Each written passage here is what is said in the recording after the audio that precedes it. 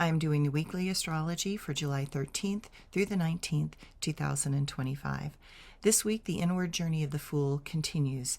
There are many fools out there. There are many that are being foolish, and there are many places inside that we can be fooled. Let yourself play with this metaphor for this week and see where it gets you and what could possibly be revealed. July 13th. Saturn goes retrograde and the moon moves into Pisces. To say many are feeling sensitive is an understatement. The question is what that retrograde is asking us to master. Clearly, we need to find a way to review and really take an honest look at a lot of things. For some, it will ask you to step back and rest. For others, it is time to find some new elusive alignment that is calling to your soul. Retrogrades are always about reflection. To do that, we have to first stop. It's the stopping that's the hard thing to do. We are going to need time to reorient our instincts and feelings in a place that will bring a better sense of authority and a clearer reflection of our deeper value.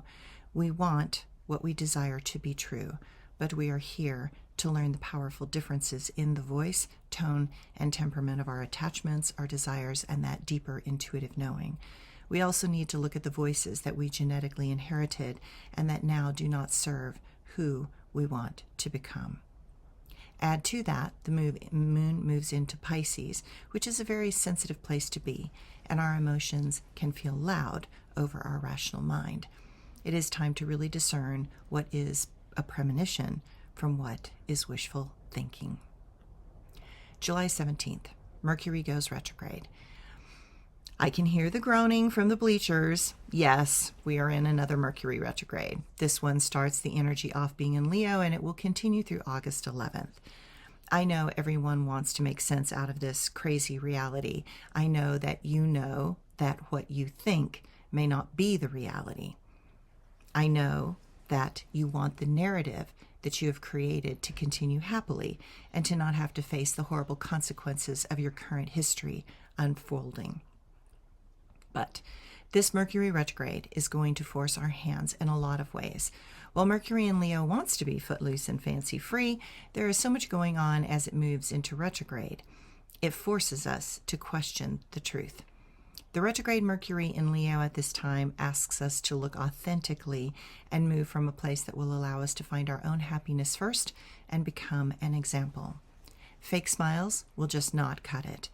It is time to be completely in alignment with our highest and best selves.